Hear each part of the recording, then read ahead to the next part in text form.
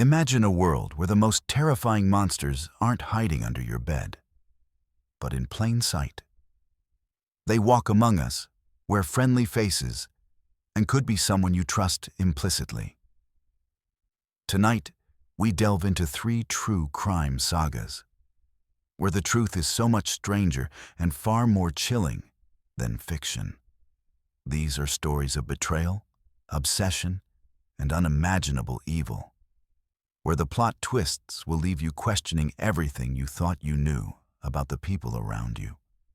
Our first story begins in Omaha, Nebraska, with David Kropa, a 36-year-old auto repair shop manager trying to navigate the daunting world of dating after separating from his long-term partner. He was casually seeing Shauna Liz Golar, a single mother of 2, when he met Carrie Farver.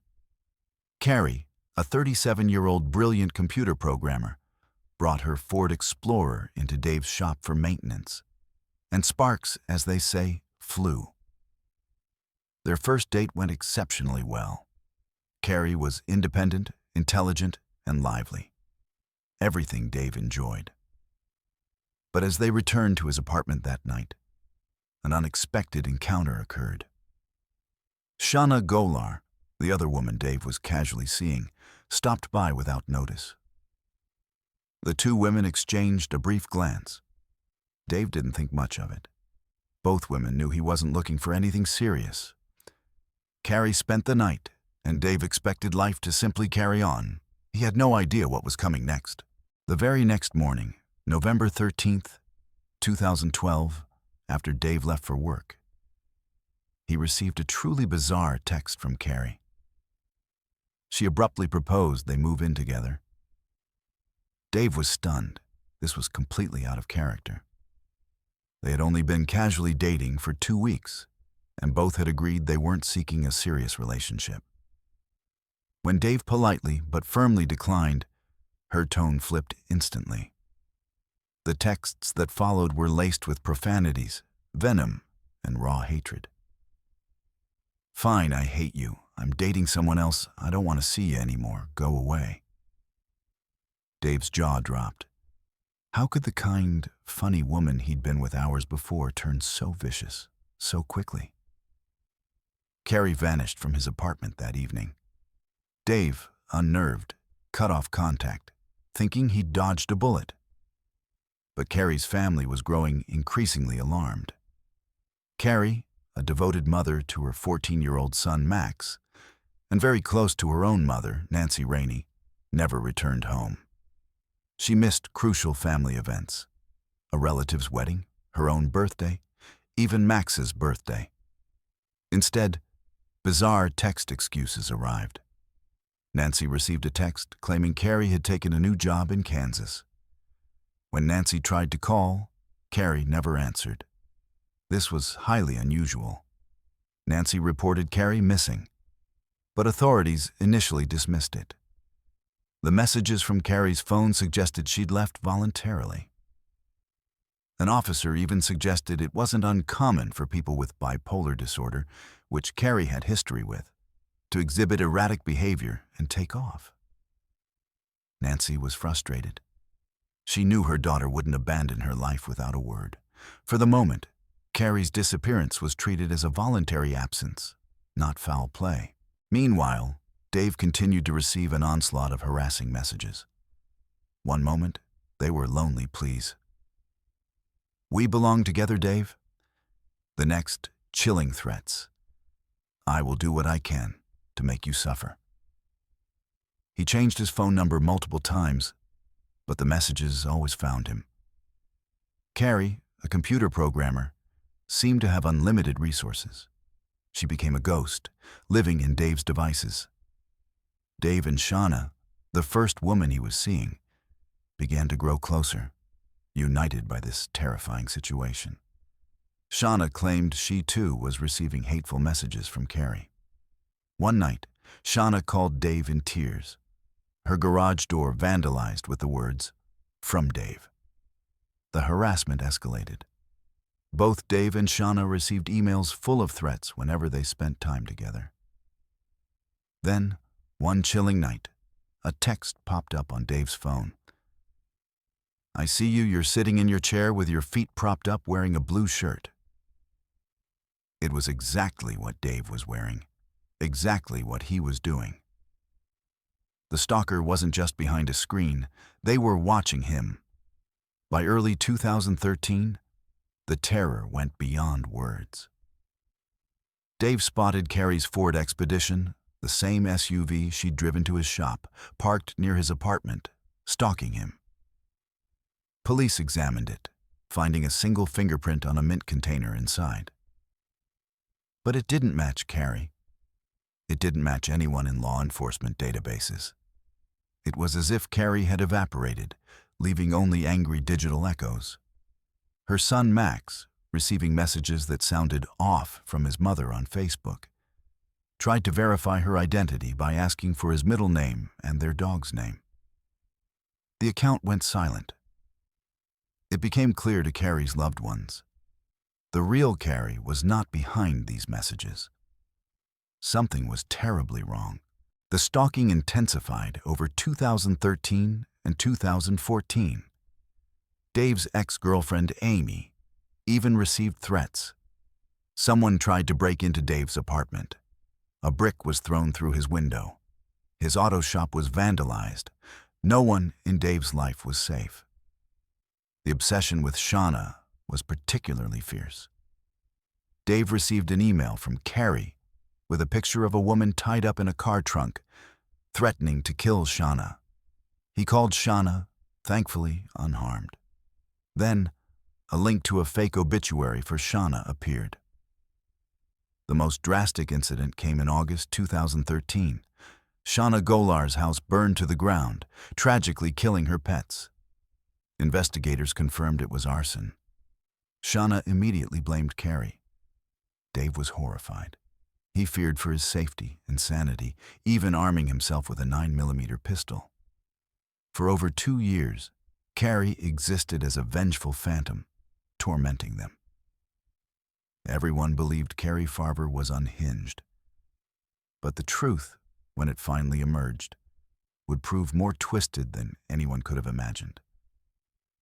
In 2015, with the harassment ongoing, Detective Ryan Avis and Jim Doy decided to re-examine the cold case.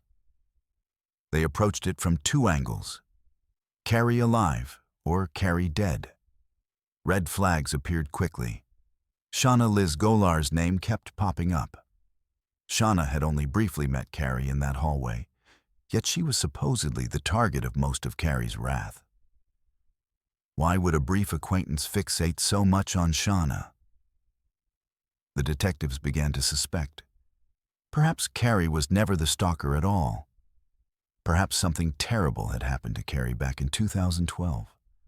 And the real perpetrator was working tirelessly to make everyone believe Carrie was not only alive, but completely insane. They revisited all the digital evidence. Crucially, back in 2013, both Dave and Shauna had willingly allowed police to dump the contents of their phones. The data had been untouched for years. Now, a digital forensic expert, Anthony Cava, combed through it with fresh eyes. What he found was stunning. On Shauna's phone backup, there were photos of Carrie Farver's SUV, taken a month before police found it. Shauna knew where Carrie's missing vehicle was long before the authorities. Even more damning, the mysterious fingerprint found in Carrie's SUV was finally matched. It was Shauna's fingerprint. In that instant, the narrative flipped. Shauna was not a victim. Shauna was impersonating Carrie. Piece by piece, evidence of Shauna's elaborate web of deception was uncovered. The terrifying photo of a bound woman in a trunk, emailed from Carrie, had been taken with Shauna's phone. A surveillance video uploaded under Carrie's name was traced back to Shauna's home IP address.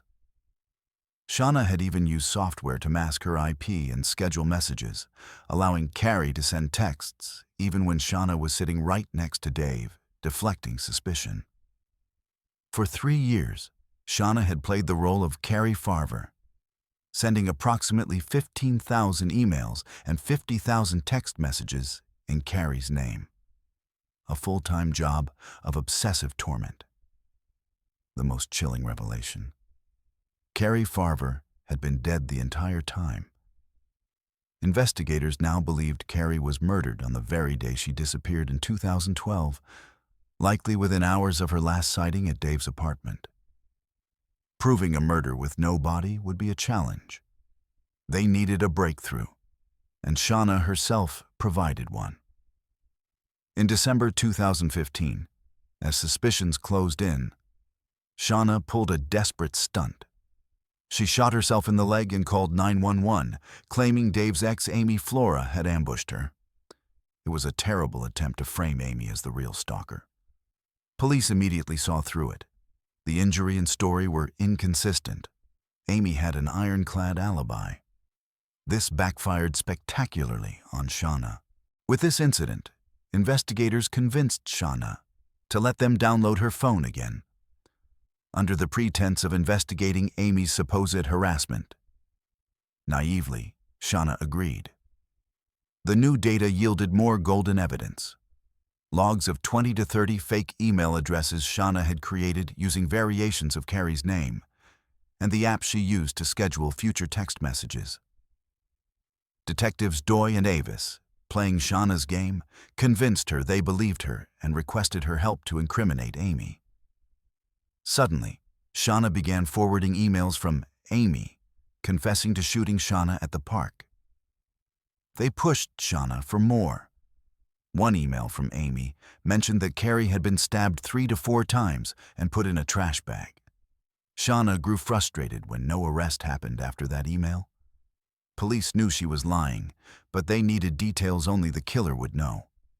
Almost immediately, more confession emails from Amy arrived, mentioning Carrie had been stabbed in her car. Acting on that tip, they re-inspected Carrie's vehicle for a 3rd time. This time, peeling back the fabric from the front passenger seat, they found bloodstains soaked in the foam padding. DNA testing confirmed it was Carrie Farver's blood. It had been preserved under the upholstery for years. The mountain of evidence was undeniable. Investigators executed a search warrant on Shauna's property. In her home, they found items belonging to Carrie, including a digital camera and camcorder taken from Carrie's residence. Dave recalled a tablet he had in storage. The memory card from that tablet had been in Shauna's phone around the time of the murder. On that memory card was a gruesome photograph. A decomposing human foot with a tattoo matching one of Carrie Farver's. This was the closest thing to finding Carrie's remains. Armed with overwhelming evidence, police arrested Shauna on December 22, 2016, and charged her with first-degree murder. The trial in 2017 was staggering. Prosecutors painted Shauna as a diabolical mastermind, consumed by jealousy after Dave chose to date Carrie instead of her. Within days of that brief encounter in the apartment hallway, Shauna had allegedly ambushed Carrie, likely stabbed her to death in Carrie's own SUV. Then, she dedicated years to impersonating her victim, terrorizing anyone connected to Dave. Dave was floored. To learn that Carrie's not only not at fault, but she's been murdered, and Shauna, the person who I leaned on, was responsible, it's still hard to process. Shauna had deceived everyone, pretending to be his comfort and ally while secretly tormenting him. Because Carrie's body was never fully recovered, the case was built entirely on circumstantial evidence and Shauna's digital footprints. Shauna waived her right to a jury. The judge found the evidence compelling and found Shauna Liz Golar guilty of murder in 2017, sentencing her to life in prison. The judge noted how utterly bizarre and chilling the entire case was. A nightmare made real. Astonishingly, Shauna still maintains her innocence, claiming she was framed and the real killer is still out there. But no one believes her. Carrie's family finally got clarity. though it was a devastating truth. Her mother, Nancy, and son, Max, were heartbroken, but grateful Carrie's name was finally cleared. In Carrie's honor, detectives and the forensic team established a scholarship in her name at a local community college. Carrie's mother wants her to be remembered as the fun-loving, talented, smart woman that she was. She was only 37 when she died. Our next case takes us to a misty spring dawn in Darden, Tennessee, April 13th, 2011. 20-year-old Holly Bobo, a nursing student, was sipping coffee and studying at her kitchen table, dressed in her favorite pink blouse and jeans. Her parents had already left for work, leaving Holly and her older brother, Clint, alone in the quiet house. Shortly after 7:30 a.m., Clint heard the family dog barking furiously outside. He peered through the window and saw a man in head-to-toe camouflage talking with Holly in the garage. Holly had a boyfriend, Drew Scott, who often hunted and dressed in camouflage, so Clint naturally assumed it was Drew. But something was off. Holly appeared to be distressed, whispering and arguing. Clint thought they might be breaking up, so he decided to give them space. A short while later, Clint's mother, Karen, called. A neighbor had heard a scream. Karen's words sent a chill down Clint's spine. "Get the gun and shoot the man. That's not Drew." Clint was confused. He was looking outside, and he still thought it was Drew. As he was on the phone, he watched Holly and the man walk into the woods behind the house. The man had one hand gripping Holly's arm. Clint's heart pounded. He quickly grabbed the gun and ran outside. In the garage, near Holly's car, he found blood. In that instant, Clint realized something was terribly wrong. Holly and the man had vanished into the dense trees. This quiet, normal morning had exploded into a nightmare. Holly Bobo had been abducted at dawn, mere steps from her home. Clint frantically called 911. Law enforcement arrived quickly, but the search in the woods didn't begin for at least 2 hours. The community and law enforcement mobilized in a massive search. The blood by Holly's car suggested a struggle. Investigators believed Holly was taken as she headed to her car with her school lunch and books. Hundreds of volunteers combed the woods. Holly's lunchbox was found discarded on a rural road. Her school paper, cell phone, and SIM card were located separately. But nothing much came of these discoveries. Despite exhaustive efforts, Holly's disappearance made national headlines.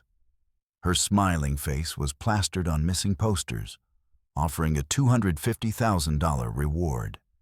Fear gripped the close-knit community. As days turned to weeks, speculation swirled. Law enforcement didn't name suspects, but rumors filled the blanks. In emotionally charged cases, the closest person to the victim often falls under suspicion. Clint, who had seen the man lead Holly into the forest, was obviously a suspect. Whispers spread. Why hadn't he immediately recognized the danger? Was it possible he knew the abductor? Why did he decide to check the garage instead of rushing after Holly?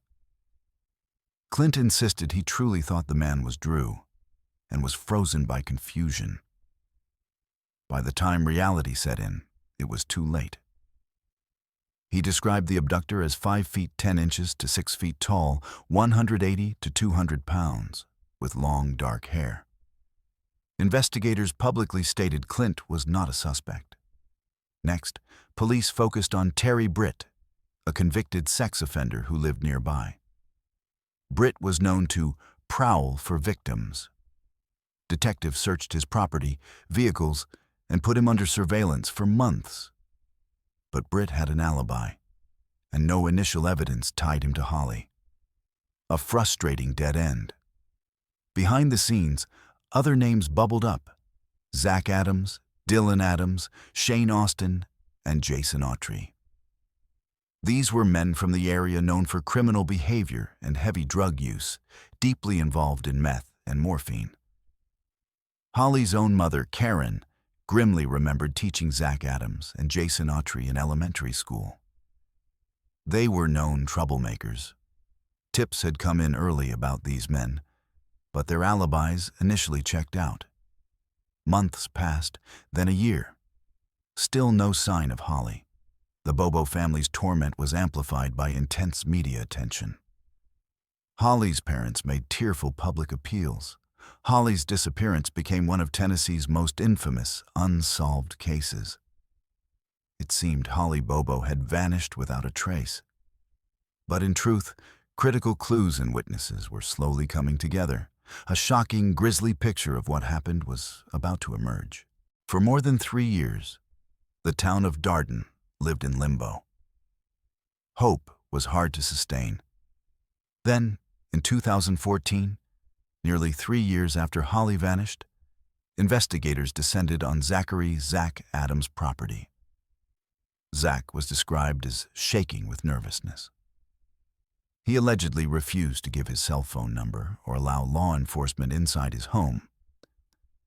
After police left, he allegedly did suspicious things like vacuuming his car for an hour and hosing down a mattress outside. Zach's younger brother, John Dylan Adams, was arrested on an unrelated weapons charge. He eventually took a plea deal for no jail time in exchange for information. He claimed that on April 13, 2011, he had gone to Zach's house and saw his brother Zach dressed in camouflage, along with Jason Autry and Holly Bobo. Zach had allegedly told him he had recorded a video of him sexually assaulting Holly. Finally, an arrest was made. Soon after, more arrests followed: Zach Adams and Jason Autry. Another associate, Shane Austin, was allegedly present during the crime, but he cut a secret immunity deal in exchange for cooperation. However, when he was accused of not being truthful, the deal was revoked. In 2015, Shane Austin tragically committed suicide. While no clear motive was confirmed, some speculated it was due to guilt or fear. As the gruesome allegations came out, the community's worst fears were confirmed. Holly had likely been attacked and killed shortly after being abducted. But where was she?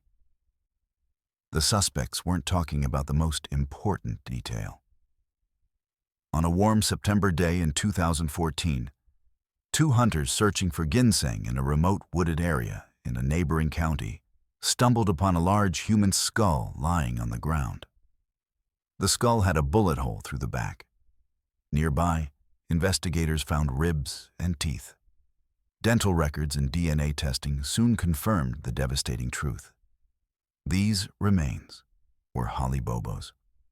After 3 excruciating years, Holly's family finally had proof. Her death was ruled a homicide by gunshot. Over 2015 and 2016, investigators gathered forensic evidence, witness statements, and confessions. The horrifying events of Holly's last hours gradually came to light, primarily through the testimony of one man willing to speak: Jason Autry. The full truth was almost too awful to believe.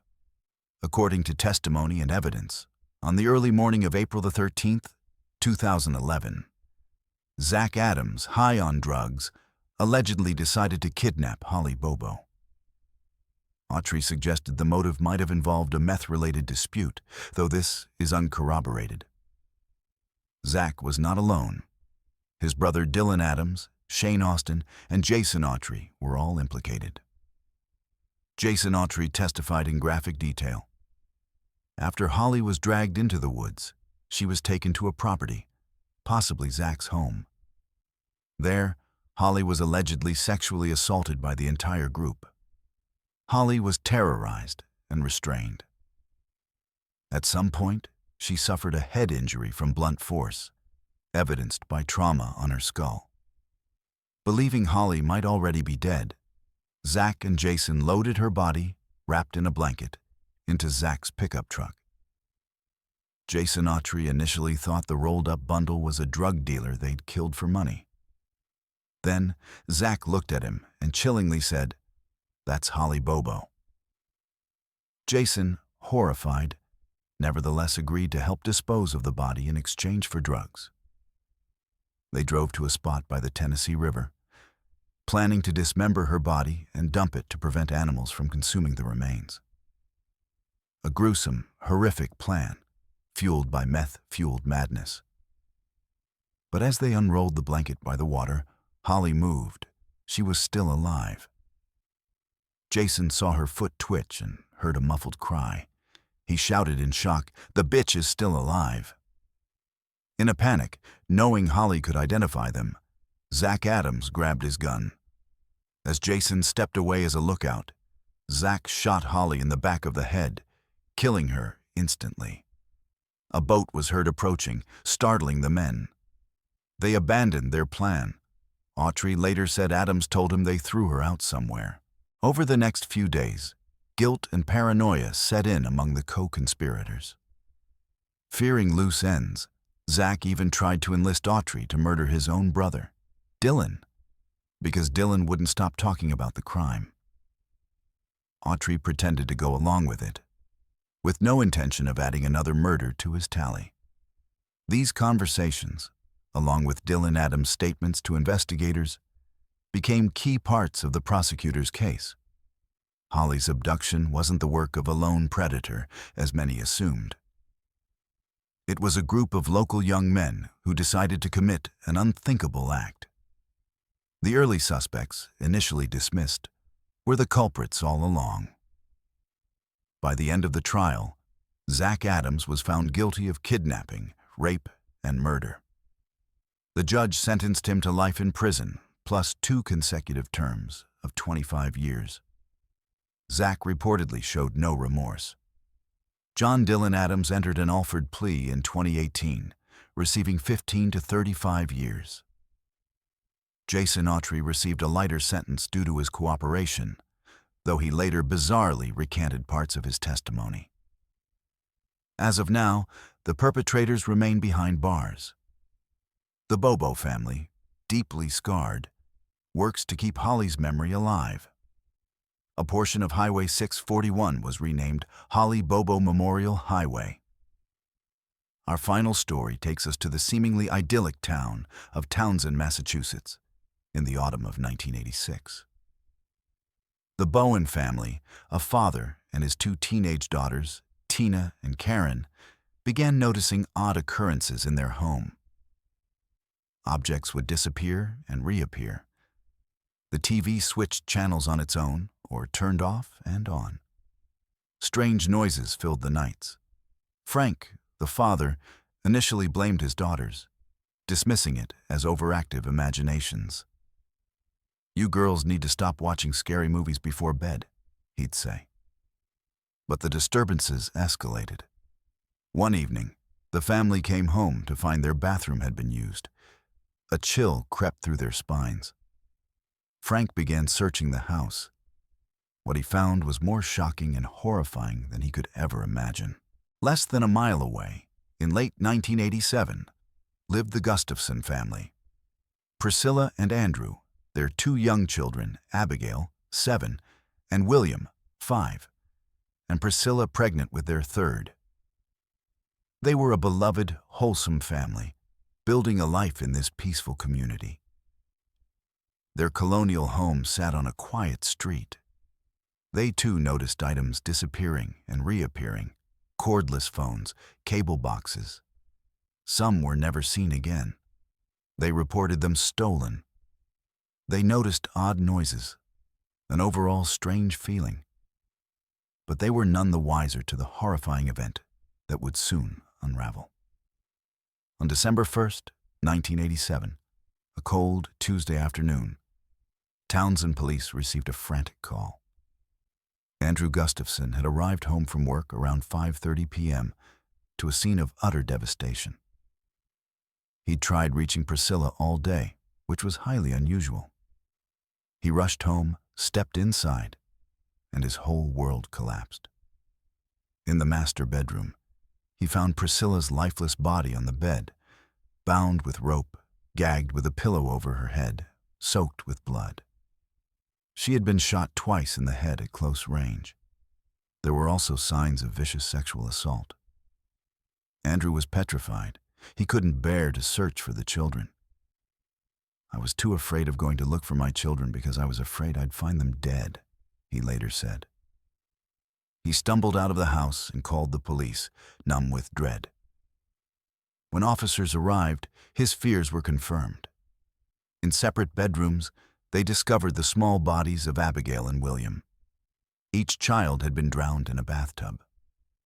Abigail had also suffered blunt force trauma to her head, indicating she tried to fight back. A veteran sergeant later quietly said it looked as though Abby had fought to stay alive until the end. A family of 4, plus the unborn baby, destroyed in one afternoon. The town of Townsend was in shock. So, who could have done this? Let's go back to the Bowen house, because the person they saw would be the same person who destroyed the Gustafson family. At the Bowen house, the situation reached a terrifying climax in December 1986. That night, someone emerged from a hiding spot in the walls while Frank and the girls searched their home. With his face painted, wearing a wig and a hairy coat to appear monstrous, the young man confronted the family with a hatchet and a wrench in hand. This man was Daniel Lalonde. He was the reason they were hearing things in the walls and attic, why things were going missing, why the TV turned off and on. Daniel had been sneaking in and out of the Bowens' house for weeks, getting bolder each time. He corralled Frank, Tina, Karen, and a visiting friend into a bedroom at gunpoint. A real-life horror movie. Tina, the older daughter, who had chillingly gone on a date with Daniel not long before, managed to keep her wits about her. When Daniel was momentarily distracted, Tina bravely leapt out of the second-story window and ran for help. Police arrived minutes later, but Daniel Plant had vanished. They searched the house and discovered an astonishing sight. Behind the cupboard and inside the walls were cramped crawl spaces where Daniel had been hiding. The Bowens fled their home, traumatized. 2 days later, Frank returned home and saw someone in the window. He called police again. On the wall, officers found threatening messages left by Daniel. "I'm still here, come find me." One was written in magic marker, another with a knife stabbing through a family photo. Another message warned, "I'm going to kill you all." This message was true. Daniel was still in the house. Police found him curled up in a narrow space behind a panel, hiding like a human spider. Officers hauled the bizarre, deranged teenager out and arrested him. The town breathed a sigh of relief. The ghost was captured, but the relief was short-lived. Daniel Lalonde was charged for the Bowen break-in and threats. Because he was a minor, he was only held in a juvenile facility. In October 1987, less than a year later, Daniel's mother took out a mortgage on her house to bail him out, paying $10,000 to spring this monster from custody. The 17-year-old was released back into the community, completely unsupervised, with his criminal trial still pending. The Bowens had understandably left their home. The quiet neighborhood was unaware of the danger that lurked. Daniel Lalonde was free, and his dark desires had only grown. This time, his decisions would be irreversible. This is when he went to the Gustafson house. After the horrific crimes, police were looking for him again. 2 days after the murders, a local woman, Lynn McGovern, reported seeing something unsettling. She returned to her house in the same neighborhood and felt someone was inside. She flagged down an officer, and together they entered, only for a wide-eyed young man to leap out and sprint into the forest. This was Daniel Lalonde. He had been moving house to house, sheltering from the manhunt. He attempted a carjacking, forcing a woman at gunpoint to drive, but she bravely jumped out of the moving car. He fled again on foot. The chase ended later that evening when officers found him huddled in a dumpster behind a lumber yard. Lalonde was finally caught. For good. At Lalonde's trial in 1988, the full macabre narrative emerged. Lalonde had stalked the Gustafsons' home in much the same way he did the Bowens, lurking, breaking in, stealing small items, possibly even watching the family without their knowledge. On December 1st, he broke in while Priscilla was out. He was upstairs when Priscilla returned home with little Billy around 1 p.m. Normally, he claimed, he would have escaped. But this time, he decided not to run. Instead, he confronted Priscilla with a gun. He tied her to the bed and cruelly locked her toddler son in the closet so the boy wouldn't interfere. Then, he proceeded to sexually assault Priscilla. After the assault, he ended her life by shooting her twice in the head. Hearing the commotion, little William likely cried out from the closet. Lalonde, now done with Priscilla, turned his attention to the children. He led William to the upstairs bathroom and drowned the helpless 5-year-old in the tub. As Lalonde was getting ready to leave, 7-year-old Abigail came home from school. She walked in the door expecting to see her mom, but instead found a nightmare. This brave second grader scratched, kicked, and punched. But the 17-year-old overpowered her, inflicted a head injury to subdue her, and then drowned her in the bathtub downstairs. In the span of about 20 minutes, he had annihilated the Gustafson family. The trial was swift. Daniel Plant was convicted of 3 counts of first-degree murder. The judge imposed 3 consecutive life sentences, a symbolic stacking to ensure he never tasted freedom again. Massachusetts didn't have the death penalty at the time, or surely he would have been a candidate. Lalonde showed zero remorse during the entire trial. The haunting truth seems to be that Daniel Lalonde derived pleasure from terrorizing others.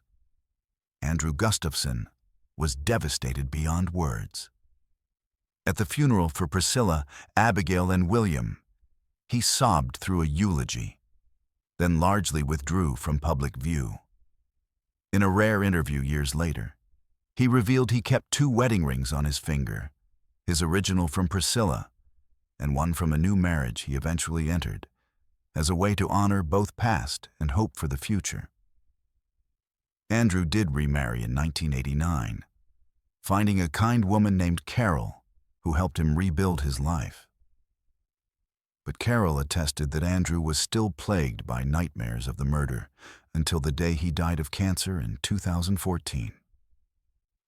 To this day, Daniel Lalonde still rots behind bars.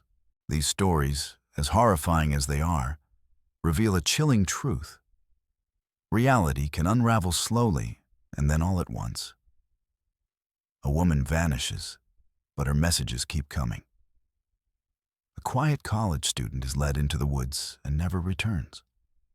A family home seems haunted, but the truth is eerier than imagined. And in each case, the simple beginning gives way to an ending you could never expect. It forces us to ask, how well do you really know the people around you? The neighbor, the new date, even the family friend. The most dangerous twists are often hidden in plain sight. What do you think about these cases? Which twist shocked you the most? Let me know in the comments below.